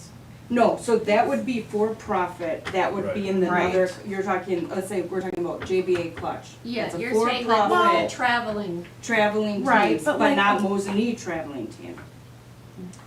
Well, I mean, that is a club sport too, technically. It's mucky water is Well, what it is. That's I mean, what I'm matter not what, saying right or Our wrong, just, communication has to be clear. Yes, it does. Well, Yeah, one of we the, can't and one of do the a things consensus too here. that had been discussed and were, was to have, but any of these the clubs. athletic, the athletic department, work to put together criteria Yes. for Yeah. that superintendent waiver. What are those, that's so the that key we don't right miss there. those clubs. Our athletic director and superintendent meeting. That to you decide. want, There has yes. to be a They- rubric, there's gotta be Yes. consistency, you're gonna Right. have this Thank you. perceived Right. inequity. You don't wanna do You that gotta to the superintendent. you gotta define what these are in these different categories and make people choose which category they Well, fall I'll in. give you an example that can cause problems. We have a volleyball club that participates here at Wisconsin Ice. There are some community members on that team, but there are not. And so they're not gonna qualify as a booster club, but they may apply for the waiver. Right. And that's where I think you're gonna have to come up with some criteria. Yeah, right. That's totally different Those than kids this. are paying a lot of money to be on They are. that Yes, team, they right? are. And that is not a Mosinee, whereas I'm fine, Wivel, right, the 4th and 5th grade, 6th grade girls. Yes. Wivel, Volleyball, I watched volleyball, it. When you had the yes. tournament, So those that, kids shouldn't. that Mosinee yes. side out would be their booster club. Those are all Mosinee I kids. support letting that booster club use the facilities, cause they have, they go onto the school schedule, they schedule the gyms as they do. I support them because those are Mosinee students, every single one of them, one. So every single one of them, taxpayers, right? We're making money off every single one of those kids in our district, and they're going to go on to high school to probably play that sport, right? Whereas, so do I support Wivel or Mosinee Side Okay. Out? Yes. I Do I also- support ice for free? That's No. how, that's, thank you. Well, and I That's what we also hope. think Calandra- they should Calandra and have, you know, Diane. these clubs should have a, I'm sorry. I know, but They it's should have a, on bottom. Yep. because, well, one club is using it this many hours a week, this club's using it how many hours? Not very many. So, you know, I'm just trying to think of a way where we can try to recoup some costs to, Yeah.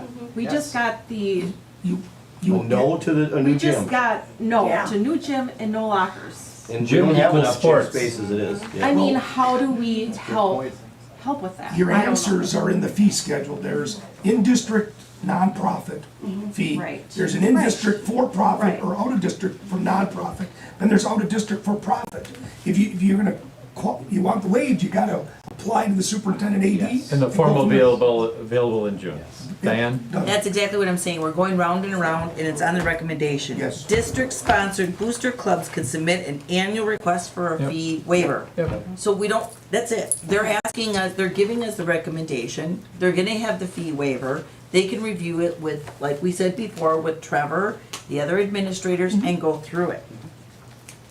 So, And I they've think got we're their just, we're guidelines. creating more work right So now. then a lot does of the time. question just become, are we okay with the numbers on it?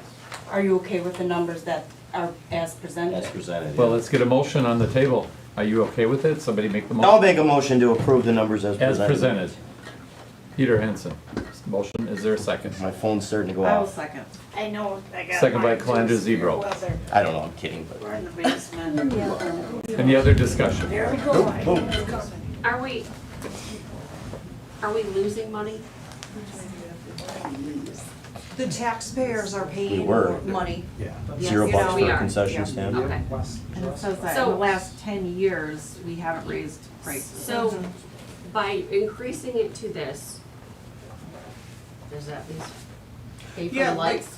The ones in the first column help pay for the lights, you know, if the custodial charge, even if they're not paying and it's waived, we can bill, again, we're billing the taxpayers, Fund 80. But, the other ones are made to cover that and maybe a little more, you know, maybe some wear and tear. Where does the From money our from this that profits. we collect, where does the money go? It's in Fund 80. It's This collected in Fund Community 80. fund. Okay. Mhm. Be nice if we could just collect money like this and then save up to buy a better gym.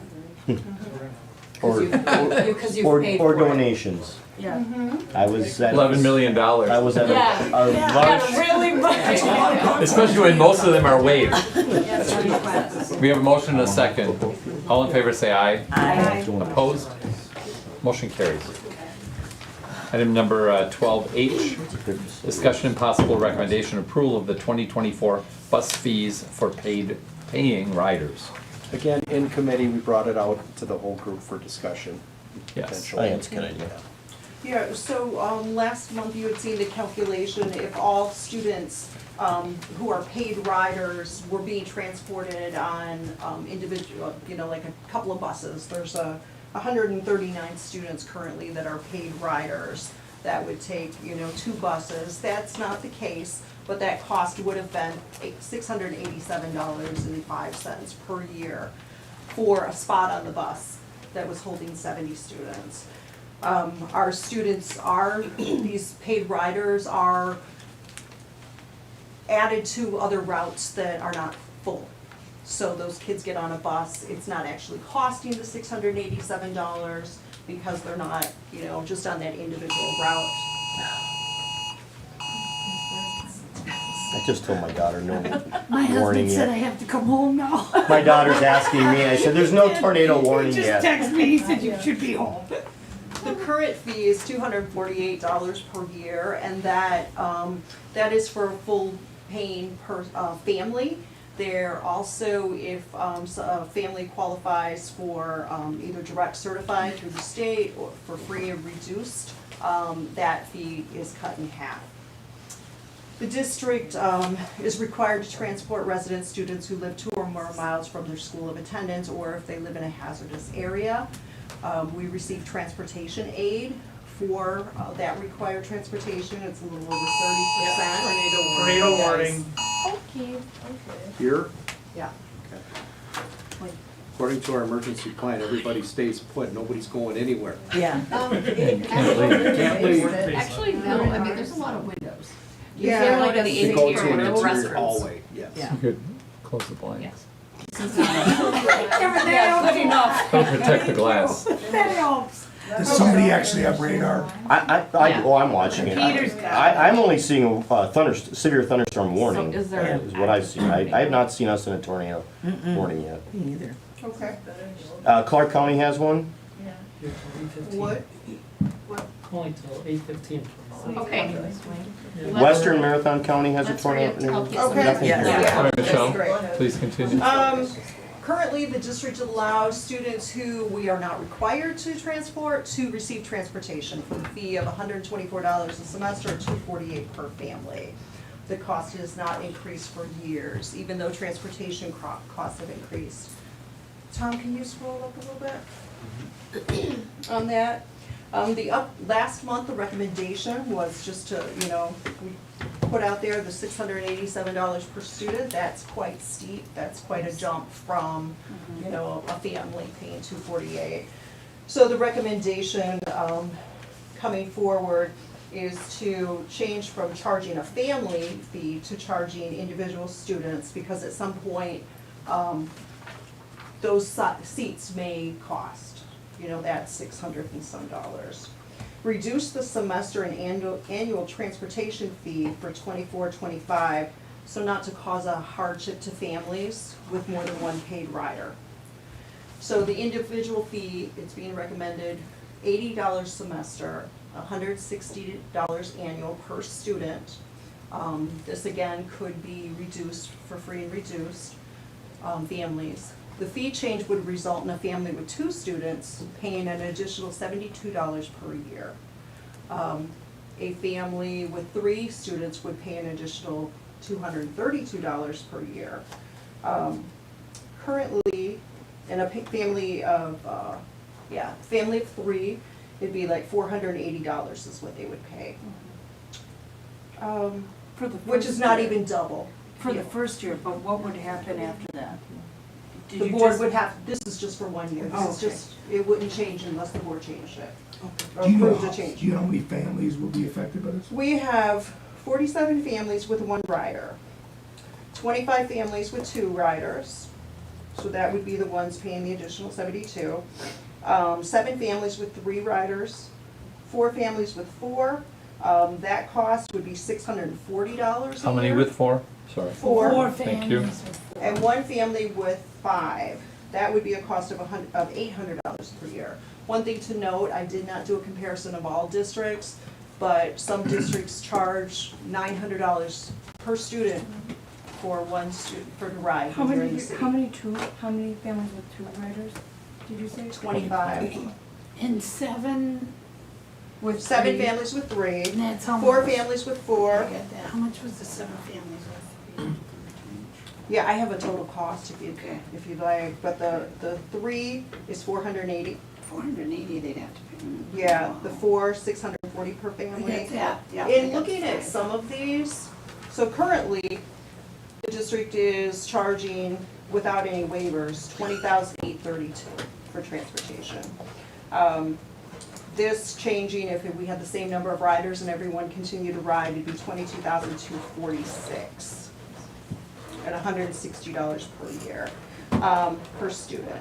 The one thing to note is in looking at some of these families, the larger families, some of them live on the side of Western that has, they're right there, they're not crossing this main road.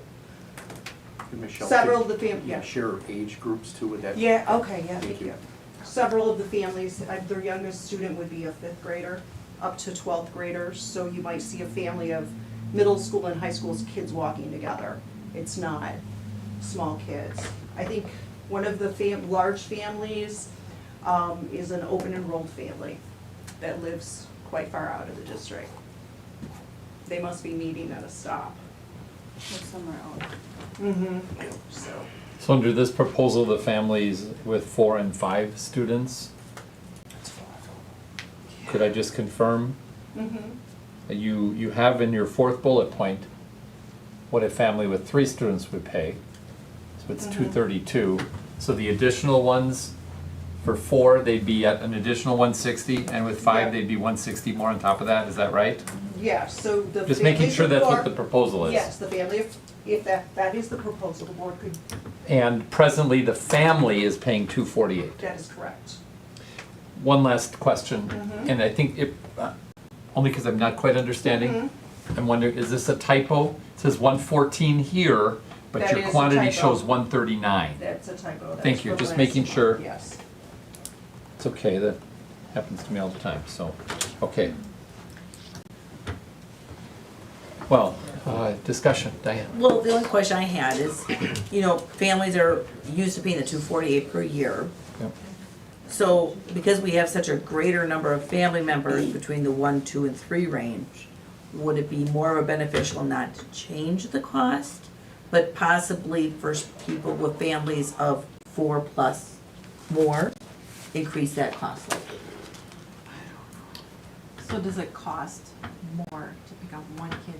or What does it, 4? but We what I'm use saying the is seats. if we're at, some families are actually paying less, okay? Yeah, But what I'm saying is Right, if people are accustomed to paying the 240 per year, yeah. Right. instead of us changing it, maybe say 248 for up to 3 students, after 3 it's, you know what I mean, to try to And it's recoup it. additional. Right. Well, after 3 students, we have 5 families. Only 5 families. 5 families after 3 students. So Right. that's The how much majority of- money- 4 with 4, 1 with 5 kids. Have you considered a hardship waiver? We do, if Yeah. someone qualifies for free and Yeah, free and reduced, they reduced. can have So these. how many, do you know how That's many good. of them are? No, I don't. So some of the ones that get waivers are part of your 139? Yes, that is We're correct. counting them as paid. They're called paid riders because somebody has to pay or it's waived due to them being free to reduced or it's reduced into half. Sure. And one of the reasons for trying to make this a individual fee was to bring it back to, each spot on the bus Sure. is a cost. But specifically, if you get free and reduced, is an agency paying for that, or we're just zeroing it out? We- You know, are we making that money or not? What we do is, no, we're not getting it So from it's anyone. just- so We're really cutting it not in a- half. It's cut in half. So really not a paid rider then, if we're just wiping, you know what I mean? That changes the numbers, right? When you look at that, because that's a pretty big swing, depending on what that number is. If it'd be different if, let's say, there's a busing agency, the coalition yes. that pays for these kids to do it, because we're still making that money, then I would say count them. If we're not making that money, then I think the numbers are skewed, because we're not actually getting that money. Well, the anymore. idea is to charge for the spot on the bus, I shouldn't say waive, half the fee is waived, it's reduced. Right. If those students qualify for free and reduced. I want to make sure I'm clear on this. Are we actually sending out a bus, or is it just one coming off a route? It's coming off a route. Okay. Right.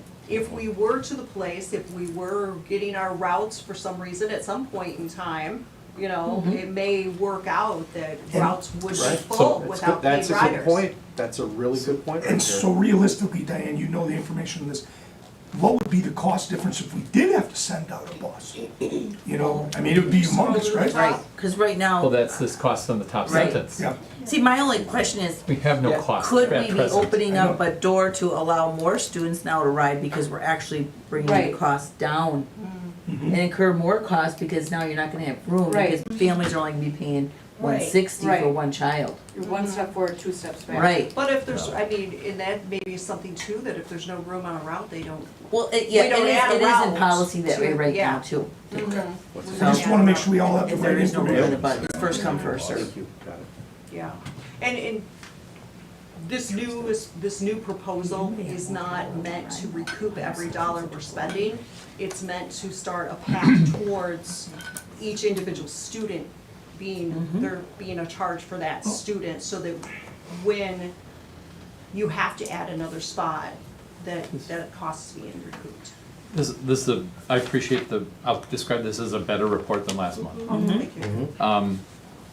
I also want to distinguish, I mean, it's a difference between a first grader and a fifth grader. Yes. There's a big difference. And I'm not trying to say somebody should walk and somebody shouldn't, but No, a I- first grader is a different transportation issue Well, than a crossing fifth grader. Western Ave. Western Ave is Right. big. Yes. I mean, that could cause problems. So we have an administrative proposal.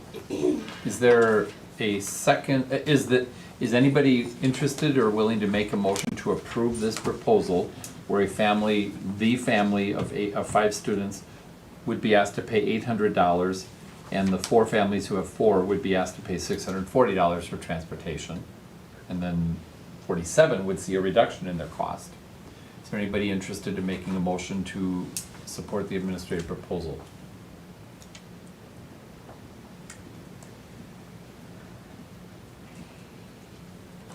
Hearing none.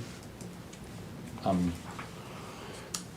was thinking that we might consider freezing the single student riding family fee at $248, making the 2 family have a cost of $320. The 3, 4, and 5 students capped out at $480. That's better for me. That's a lot, but it's better than what it was. It doesn't put those certain families in a hardship. Well, Which may already be They may- getting free or They may. none, well, and right? keep in mind that some of the families with the 4 or 5, and I don't know without, they Ages. could also have older students that Are gonna roll off. are not gonna ride. Yes, Right. yep, I would understood. assume there might be. Right, I totally get that too, yes. but, yeah. Well, he's- I do also want to ask a clarifying question. None of these figures are being used to say that the budget is balanced, correct? This is, Fund 80, That is correct. That's correct, yeah. or not Fund 80. Nothing new has been added into But not our Fund budget. 80, it's a different, yeah. That's correct. Transportation. Yeah. Okay, Kevin, you know the numbers. What would be the gain? It'd be almost a wash It would be, from but the it'd be proposal. much. In dollar terms, I didn't do Yes. the math, but it would almost be a wash because the family with 5 students would not be paying the extra $320. Correct. The family with 4 families with 4 students would not be paying the extra $160, so 4 families, so that's another $640. So that's a $960 decline from the proposal. But the 47 families would not see a reduction under what I discussed or laid out. They would not see a reduction of $72, all right? So 72 times 47 is, I don't know, 2,800, 3,000? 2,800, yeah. So it actually would be a net increase. Okay, It would still be a net increase to the district okay. of about $2,200. I could give you the exact if that's important. No, I just Okay, wanted it's gotta to be see- really close to what I said. Yeah, apples and oranges. I think that's a good proposal. It's just I an think you should- idea, It's a good okay? compromise not to put larger families in a I prohibitive wouldn't feel position. comfortable. we don't want to discourage open enrollment. Right. No, no, No, and that's an issue. that's a Oh, that's- big money bringing in with a family that size.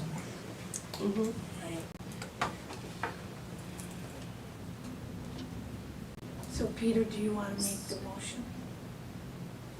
Paul's really supportive of it. Oh. I will make the motion to approve what You guys are you're trying to great. present. I think it's, And the old experience, yeah. All before the storm tornado went down, Happy Hollow Road. Well, and down Locker. No, this was years ago, we were in Oh. the middle school gym, and then there was a tornado that went down Happy Hollow. Yeah. Road that, we were in a board meeting, same thing, whoa, we're in here. And Mike was working nights. So my kids were sleeping, and it was. We've had 2 touchdown at my home, right now, Oh, no. Darn sweet. well, we live out by Locker, that one was bad. Yeah. What was that, 2020? oh, I remember that. Yeah. No, that was There was one. 2019. I remember that. I was up in Tomahawk and Do we, how are you feeling? Are the kids Are you down in the feeling basement? Sure. Okay. I mean, we're Keep trucking. in a pretty good safe spot here, I would say. Peter. Go. Peter's last words. We're pretty safe. I had no idea she was behind me. Sorry. Jeez, oh, man. Sorry for what any French I might have Oh, just wait, we have said. no camera anymore, right? Yeah, it's true, thank God. So we have no, you get it. Well, the suit's dirty now. I don't think so. He's gotta get a dry cleaning up. That is free. Is there a drive-through dry That's cleaning? a, So sorry. Peter's gotta sit here all night, Yeah. don't stop raining because he can't go. oh, that was, I threw my phone and everything. Oh, no, we're not. No, we're not. Hey, my daughter must be doing down, okay, yeah. she's giving me Brewers updates. There so. you go. Internet's back, right? Good. Things are falling apart here, guys. There is no internet still hooked up. No internet? So that means the camera's down? My kid just messaged Do you want me me to hit too. stop? There's a tornado warning on the edge of Mosinee, they say. Well, this is the edge of Mosinee. I was gonna say, what edge? I know, there's 4 edges. Well, it came from the west. It came from Edgar. Oh, here's All weather comes here's from the new west. one now. Stop on this. I think it's appropriate in case we're. Just in case.